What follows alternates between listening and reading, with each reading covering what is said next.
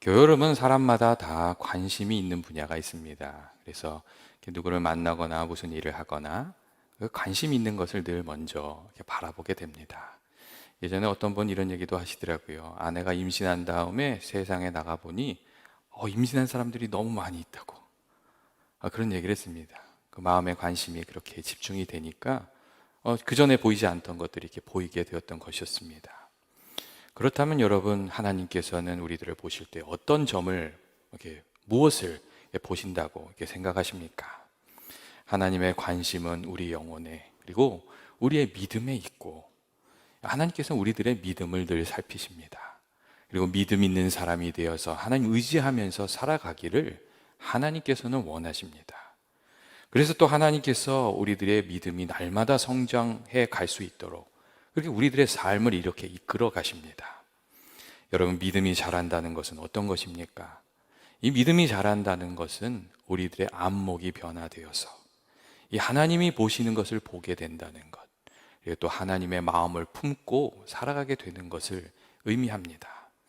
또한 이 믿음이 자라가는 것은 우리에게 주어진 상황이 어떠하건 간에 하나님께서 우리들의 힘이 되시는 것을 믿고 의지하면서 살아가는 것, 그게 믿음이 성장하고 단단해지는 것입니다.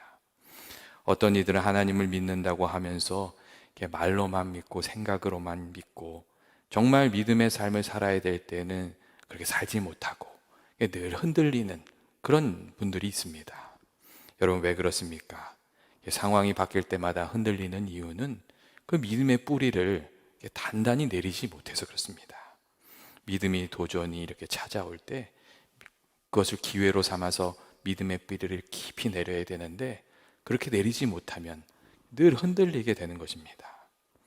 하나님께서는 우리들이 정말 믿음의 사람이기를 원하시고 그래서 우리들을 믿음의 길로 이끄십니다. 하나님께서 어떻게 우리들의 믿음을 자라게 하십니까?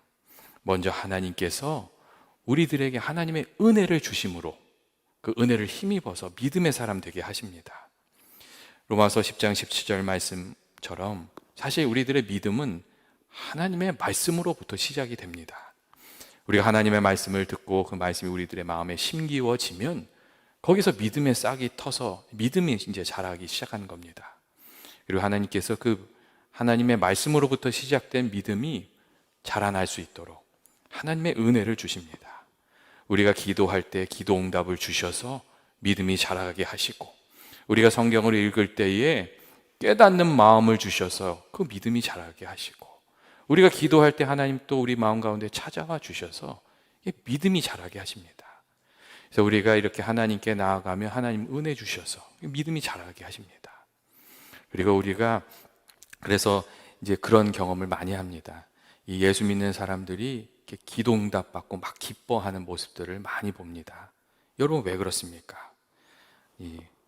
하나님께 기도하면 하나님 응답해 주신다는 그 믿음 가지고 살아가게 하시려고 하나님 그렇게 은혜를 베풀어 주시는 겁니다. 그 응답을 통해서 또 하나님의 임재하심을 경험하면서 하나님 사랑하는 마음도 생기고, 또 하나님 의지하면 하나님께서 우리를 지켜주신다. 그 믿음 가지고 살아가게 하시려고 그렇게 하나님 은혜 주시는 겁니다. 그런데 우리가 조금 지나면 또 다른 것도 알게 됩니다. 그것은 무엇이냐면 하나님께서 우리의 믿음의 뿌리가 깊이 내려지게 하시려고 고난과 역경도 허락하신다는 것입니다. 하나님께서 이 고난과 역경 중에 믿음의 뿌리가 깊이 내릴 수 있도록, 또 이 고난과 역경이 있어도 하나님 의지하면 하나님께서 도와주시고 또 인도해 주신다는 것을 우리가 배우게 하시기 위해서 이 고난과 역경도 우리에게 허락을 하신다는 것입니다. 특별히 하나님께서 귀하게 사용하려고 하실 때 하나님께서 그런 사람들에게 이렇게 역경을 주시는 경우가 많이 있습니다. 역경을 통해서 강하게 훈련받아서 하나님이 쓰시기에 합당한 사람으로 하나님이 훈련시키시고 세워가시는 겁니다. 이 하나님의 일을 하다 보면 언제나 고난과 역경이 있고 어려움이 찾아오기 마련인데, 그때마다 이렇게 흔들리는 사람이 아니라 묵묵히 믿음의 길 가는 사람 되게 하시려고 하나님 훈련의 시간을 주시는 겁니다. 그렇기 때문에 믿음의 사람들을 잘 살펴보면 다 하나같이 불같은 시험을 이겨낸 사람이란 걸 알 수 있습니다. 여러분, 성경에 나와 있는 요셉도 그렇지 않습니까? 그에게 맡겨주신 사명을 감당하기까지 그가 많은 시련을 이겼습니다. 여러분, 모세도 그랬고 다니엘도 그랬습니다. 그들에게 훈련의 시간, 연단의 시간이 있었습니다. 그리고 그 고난을 이기고 역경을 이기고 믿음의 사람이 되어서 그들에게 맡겨주신 사명들을 그들이 다 감당하는 그런 사람들이 되었습니다. 이 신앙의 인물들은 하나같이 크고 작은 이 고난을 통해서 이루어지는 이 믿음의 훈련 학교들을 다 통과한 그런 사람들이었다는 겁니다. 오늘 성경에 나오는 다윗도 여러분 그런 삶을 살았습니다. 하나님의 기름 부음을 받은 이후에 사실 이 다윗의 삶이 처음에는 아주 순탄하게 풀려가기 시작했습니다. 블레셋과 이스라엘 사람들의 전쟁이 있었을 때에 이 다윗이 믿음으로 나갔더니 하나님께서 같이 해주셔서 이 골리앗을 쓰러뜨리고 이길 수 있게 하셨습니다. 그리고 골리앗을 이긴 이후에는 정말 굉장히 많은 사람들의, 엄청난 사람들의 그 주목을 받게 하셨고 또 인기를 얻게 하셨습니다. 그리고 그가 이스라엘 왕 사울의 또 사위도 되게끔 그렇게 되었습니다. 아무도 주목하지 않던 그 다윗이라는 무명의 목동이 정말 이렇게 많은 사람의 주목을 받는 그런 사람이 되게 하셨던 겁니다. 다윗이 무엇으로 그렇게 됐습니까? 하나님 믿는 믿음으로 그렇게 되었습니다. 그런데 그때부터 하나님께서 다윗에게 고난과 역경을 주셔서 그의 믿음이 더 깊어지도록 하나님만 온전히 의지하도록 그렇게 만들어 가셨습니다. 이스라엘 왕이 되기에 합당한 자질을 가지도록 하나님께서는 고난과 역경을 통해서 그를 다루시기 시작하셨습니다. 사울 왕이 다윗을 미워하면서 목숨이 위태롭게 되었고 이 다윗이 사울 왕의 그 분노를 피해서 도망칠 수밖에 없었습니다. 그리고 그는 그 도망치면서 이 세상에 의지할 분은 하나님밖에 없다는 것을 아주 깊이 깨닫게 되었습니다. 과거에 그가 골리앗을 쓰렸던 일이 아무 도움이 되지 않았습니다. 다윗에게 기름을 부었던 사무엘도, 그 당대의 대제사장이었던 그 아히멜렉도 전혀 도움이 되지 못했습니다. 오히려 이 아히멜렉은 다윗을 도와주었다가 사울에게 온 집안 사람들이 다 죽게 되는 그런 어려움을 겪게 되었습니다. 왜 그렇게 했습니까? 다윗 도와주면은 그렇게 된다는 걸 보여주기 위해서 사울 왕이 그렇게 했습니다. 그러니까 다윗이 의지할 만한 것들이 다 끊어지는 겁니다. 이 고난과 역경 속에서 다윗이 예전에 자랑했던 것, 의지했던 것, 그런 것들은 정말 하나하나 다 끊어지게 됐습니다. 심지어 다윗이 이 적의 적은 같은 평이라고 이 사울 왕이 제일 싫어하는 가드왕 아기스한테 도망을 칩니다. 거기 가면 내가 살 수 있겠지. 근데 거기서 더 큰 생명의 위협을 이렇게 경험하게 됩니다. 그래서 미친 사람 척을 막 해가지고 그 아기스 왕 앞에서 막 미친 사람 척을 해서 겨우겨우 생명을 건져서 거기서 도망을 치게 됩니다. 이 고난과 역경 속에서 다윗은 이 세상의 것들이 허무하다는 것을 알고 의지할 수 없다는 것을 알고 하나님이 의지가 되신다는 것을 알게 된 겁니다. 그리고 이 의지했던 것이 다 끊어지면서 다윗이 정말 기도의 사람이 됩니다. 간절히 기도하면서 하나님의 인도하심을 구하면서 살아가는 기도의 사람, 그리고 믿음의 뿌리를 주께 깊이 내리는 그런 믿음의 사람으로 그가 성장하게 가게 됩니다. 때때로 우리들에게도 하나님께서 그러한 시간들을 허락하시는 경우가 있지 않습니까? 우리가 세상의 허무한 것을 자랑하지 않게 하시려고, 의지하지 않게 하시려고, 교만한 모습으로 사는 것이 아니라 하나님 앞에 겸손한 사람이 되어 하나님만 의지하는 믿음의 사람이 되게 하시려고 하나님께서 우리가 의지했던 것들을 잠깐 거두어 가시는 그런 때가 많습니다. 우리가 자랑하던 건강도 거두어 가시고 또 평안도 거두어 가시고 때로는 배신도 당하게 하시고 우리가 의지하던 것들을 이렇게 거두어 가시는 그런 경우가 있습니다. 세상적인 것들을 의지하면서 살아가는 것이 아니라 하나님을 의지하도록, 하나님께 믿음을 세우고 살아가도록 하나님께서 우리들을 이렇게 흔드시는 때가 있다는 겁니다. 특별히 하나님께서 귀 쓰시고자 하는 사람들은 그런 일들을 많이 겪습니다. 제가 예전에 아는 한 분은, 그 집사님은 정말 하나님 일을 숨어서 많이 하는 분이셨어요. 어려운 분들도 많이 도우셨고 선교사님도 도우시고 정말 하나님 일을 많이 하시는 분이셨어요. 근데 그분이 그런 이야기를 하시더라고요. 이런 얘기를 하시더라고요. 어떤 얘기를 하셨냐면, 예전에는 예수 믿지만 사실 의지하는 게 하나님이 아니라 자기가 쌓아 올린 사업이었다는 거예요. 그 사업이 번창하는 맛으로 살고 그것을 자랑하는 맛으로 살고 그것을 의지하면서 살고 그렇게 살았대요. 근데 하나님께서 연속적으로 사업이 흔들리게 하시면서 바닥까지 낮추시더래요. 그리고 하나님을 그 자리에서 만나게 하시고 기도를 가르치시고 하나님만 의지하는 것을 알게 하시고 다시금 회복시켜 주셨다고. 그래서 내가 이렇게 지금 섬기고 있는 것이라고 그런 이야기 하시는 걸 제가 들은 적이 있습니다. 교회 여러분, 많은 경우 우리는 어려운 일이 찾아오면 그것을 다 걸림돌로만 이렇게 생각합니다. 그런데 우리가 기도하면서 그 믿음의 시련들을 잘 싸워내고 나면 그 고난과 시련이 그냥 단순히 걸림돌이 아니라 우리의 믿음을 성장하게 하는 디딤돌로 우리의 인생에 주어진 것이라고 그렇게 고백하게 됩니다.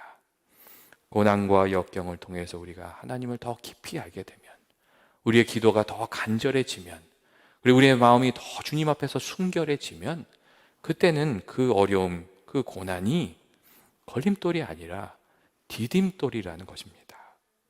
우리는 늘 아픔에 초점을 맞추면서 살아갑니다. 사람들의 마음이 다 그랬습니다. 아픈 것이 있으면 거기에 마음이 온통 다 쏠립니다. 그런데 하나님께서는 그 아픔을 통해서 변화되게 될 우리들의 모습에 초점을 맞추고 계시고, 그래서 우리들의 삶에 고난과 역경을 허용하시는 경우가 많이 있습니다. 그렇기 때문에 우리가 역경을 만나게 될 때 너무 쉽게 낙심하거나 포기하는 것이 아니라 하나님을 붙들어야 되고, 하나님께서 내게 원하시는 것이 무엇인가, 그것을 생각하면서 주께로 더 가까이 나아가는 기도의 사람, 그리고 믿음의 사람이 되어야 합니다. 고난과 역경을 통해서 여러분, 다윗이 어떤 사람으로 변화해 가고 또 성장해 가고 있었습니까? 사람을 의지하지 않고 하나님만 의지하는 기도의 사람으로 그가 이렇게 변해가고 있었고, 또한 고난당하는 이 일을 긍휼히 여기고 살필 줄 아는 그런 마음을 가진 사람으로 변해가고 있었습니다. 정말 이스라엘 왕이 되어서 많은 사람의 아픔을 이렇게 살필 수 있는 그런 마음을 가진 사람으로 변해가고 있었다는 겁니다. 다윗이 아둘람 굴에 숨어 있을 때에 어느 날 블레셋 사람들이 그일라 사람들을 공격할 것이라는 그런 소문을 듣게 됩니다. 이 다윗은 자신이 비록 쫓기는 신세였지만 같은 민족이 대적의 손에 위태롭게 되었다는 그 이야기를 듣고 마음이 불편했던 것이 분명합니다. 그래서 그 문제를 놓고 다윗이 하나님께 기도했습니다. 하나님 아버지, 내가 어떻게 하면 좋겠습니까? 저들에게 가서 저들을 구해야 되겠습니까? 그렇게 기도합니다. 하나님께서 가라고 하는 거예요. 그 이야기를 듣고 다윗이 이제는 함께 있던 이들에게 그 자기의 마음에 있는 생각을 이렇게 털어놓게 됩니다. 이 그일라의 사람들이 어렵게 되었다는데 우리가 가서 그들을 좀 구해주는 게 어떠냐, 그런 이야기를 합니다. 그러니까 같이 있던 사람들이 다 반대를 합니다. 거기 가서 그들을 구해주는 것은 너무 위험하다는 겁니다. 그러니까 다윗이 하나님께 다시 무릎을 꿇고 기도합니다. 그러니까 하나님께서 그때 말씀하십니다. 가서 그들을 구해주라고, 내가 너와 함께 하겠다고 그렇게 말씀해 주십니다. 그 말씀을 듣고 다윗이 함께 있는 이들을 설득해서 그일라로 달려가 그 위기 중에 있던 이 그일라 사람들을 다 구해줍니다. 이러한 모습을 이렇게 살펴보면 다윗이 고난 중에 하나님께 기도하는 것을 배웠다는 것을 알 수 있고, 또 약한 자들을 긍휼히 여기는 마음을 가졌다는 것을 알 수 있고, 또 하나님 말씀하시면 그 말씀을 붙들고 용기를 내서 위기를 뚫고 나가는 그 힘이 생기고 있다는 것을 우리가 알 수가 있습니다. 그리고 이 블레셋과의 전쟁이 끝났을 때 또 한 번의 그 풍파가 찾아옵니다. 누군가 다윗이 그일라에 왔다는 것을 사울 왕에게 알려준 겁니다. 그게 오늘 우리가 읽은 그 본문의 말씀입니다. 다윗은 이 생명을 걸고 이 그일라 사람들을 도와주었습니다. 그런데 다윗을 배신하고 누군가 다윗이 이곳에 있다는 것을 사울 왕에게 고발을 한 겁니다. 이 사울 왕이 자신을 잡기 위해 그릴라로 온다는 이야기를 듣고 다윗이 다시금 하나님께 기도를 합니다. 하나님, 정말 사울 왕이 정말 여기 오겠습니까? 만일 사울이 온다면 그일라 사람들이 자신을 배반하고 나를 사울 왕에게 넘겨주겠습니까? 그것을 묻는 기도를 합니다. 그리고 하나님께서는 다윗이 기도할 때에 사울이 분명히 올 것이고 그일라 사람들이 그 다윗을 배반하고 사울 왕에게 넘길 거라고 그렇게 말씀해 주십니다. 그리고 이 이야기를 듣고 다윗은 그일라를 깨끗하게 포기하고 떠납니다. 사실 다윗이 그렇게 깨끗하게 그일라에서 물러나는 것이 그렇게 쉬운 일은 아니었습니다. 평상시에 나를 욕하고 대적하던 이들이 이 나를 팔아넘겼다면, 고발했다면 뭐 그럴 수도 있지, 그렇게 넘어갈 일입니다. 그런데 그런 상황이 아닙니다. 내게 은혜를 입은 사람이 배신하는, 참을 수 없는 상황이었다는 겁니다. 이 배응망덕하다는 말이 있지 않습니까? 다윗이 겪고 있었던 상황이 그런 상황이었습니다. 블레셋에게 목숨을 걸고 구해줬더니 그 은혜를 원수로 갚는 그런 상황이었습니다. 그러니까 사실 이 다윗이 그일라 사람들한테 엄청나게 화를 내면서 분노할 수 있는 그런 상황이었습니다. 그런데 참 이상한 것은 다윗이 자신을 고발한 사람들을 찾으려고 수색도 하지 않았고 분노하지도 않았고 그들에게 어떤 대가를 구하지도 않고 그냥 자기 할 일을 다 하고 조용히 그냥 바보처럼 그것을 떠났습니다. 여러분, 어떻게 다윗이 그렇게 할 수 있었다고 여러분 생각하십니까? 고난을 통해서, 역경의 시간을 통해서 다윗이 사람에게 기대하지 않고 사람들의 반응에 이리저리 흔들리지 않는 그런 것을 배웠던 겁니다. 묵묵히 하나님께서 원하시는 일을 하고 하나님이 내게 주실 은혜를 기대하는 그런 사람이 되었던 겁니다. 그리고 다윗의 인생을 잘 살펴보면 다윗이 그렇게 하는 경우가 많습니다. 내가 할 일, 하나님이 기뻐하시는 모습으로 내가 살고 사람들이 내게 어떻게 하던 간 상관없이 하나님께서 내게 원하시는 모습대로 살고 하나님이 내게 주실 은혜를 기대하면서 살아가는 그런 모습으로 다윗이 살아가는 것을 우리가 알 수가 있습니다. 그런데 이렇게 바보처럼 그릴라를 떠난 다윗을 하나님께서 긍휼히 여기시고 하나님이 살피십니다.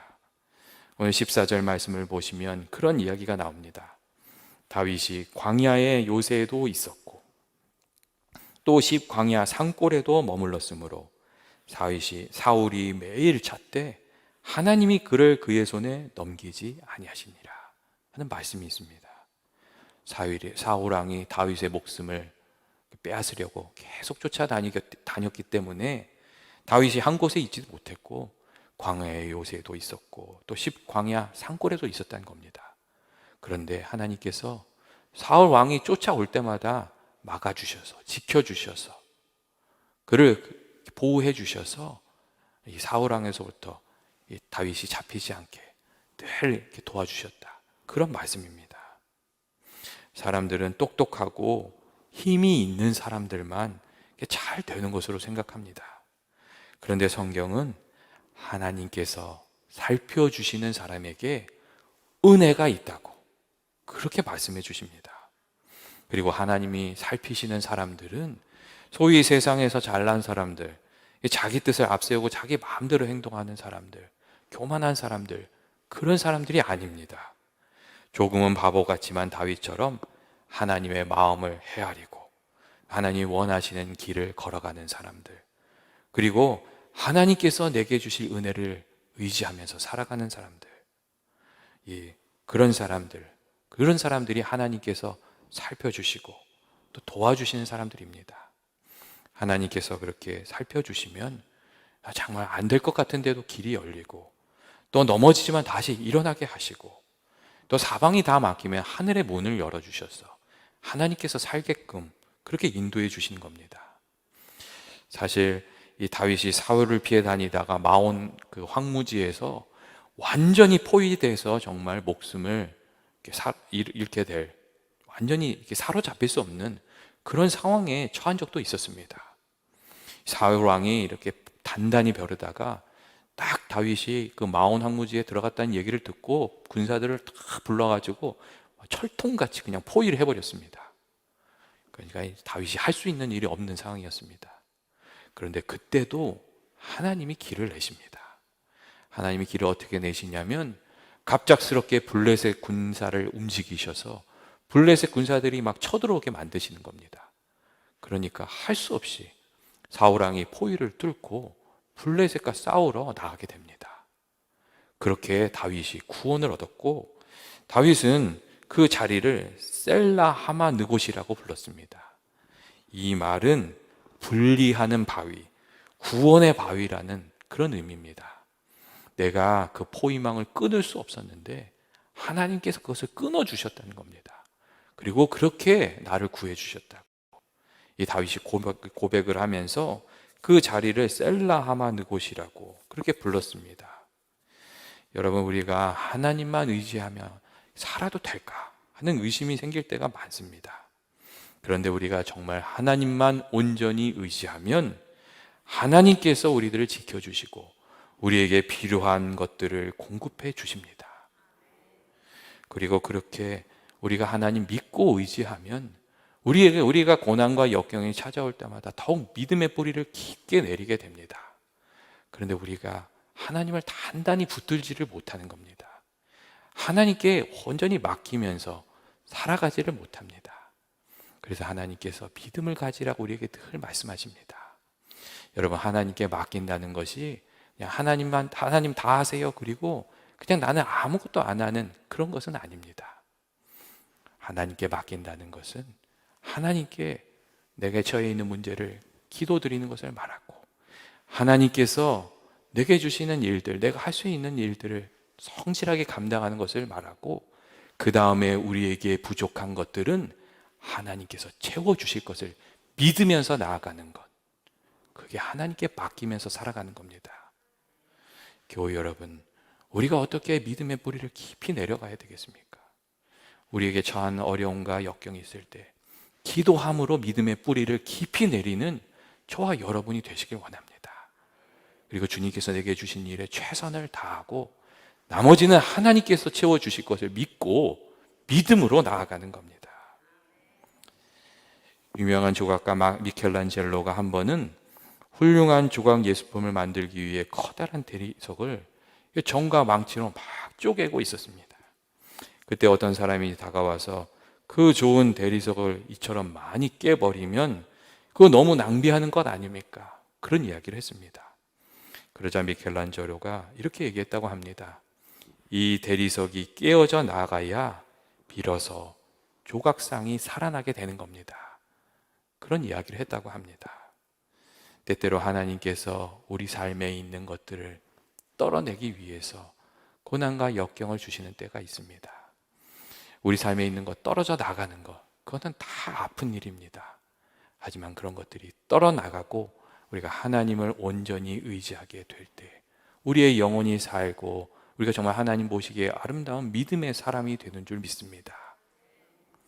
교회 여러분, 우리가 코비드-19이라는 고난과 역경의 시간을 보내고 있습니다. 여러분, 하나님께서 우리들 어떤 삶 살아가기를 원하신다고 생각하십니까? 하나님께서 이러한 때에 낙심하고 절망하는 것이 아니라 믿음을 가지고 살아가기를 원하고 계십니다. 그리고 기도의 사람이 되기를 원하고 계시고, 이러한 때에 주님께서 주시는 말씀을 따라 살아가는 그런 믿음의 사람들이 되기를 원하고 계신다고 생각합니다. 교회 여러분, 이 고난과 역경 중에 다윗이 어떤 인생이 되었습니까? 하나님이 맡겨주실 사명 잘 감당하기에 부족함이 없는 그런 사람이 되었습니다. 우리도 이 어려운 시기를 잘 감당하고 나면 하나님께서 맡기시기에, 일을 맡기시기에 부족함이 없는 그런 믿음의 사람이 될 것입니다. 이 믿음을 가지고 하루하루 살아가는 저와 여러분 되시기를 주의 이름으로 축원드립니다. 이제 기도하시겠습니다. 사랑과 은혜가 많으신 하나님 아버지, 우리가 하나님의 은혜 가운데 늘 거하기를 원합니다. 하나님 아버지, 저희들 삶 가운데 여러 가지 어려움이 있지만 아버지, 그 어려움에 일희일비하는 것이 아니라 우리와 함께 하시고 우리를 붙들어 주시는 하나님을 믿는 믿음으로 살아가게 하여 주시옵소서. 날마다 말씀을 주셔서 그 말씀에 이끌림을 받게 하시고 저희들의 마음 가운데 성령을 주셔서 성령이 주시는 능력으로 승리하며 살아가는 연합의 모든 교우들 되게 하여 주시옵소서. 주께서 함께 하시기를 간절히 간구하오며 예수님의 이름으로 기도합니다. 아멘.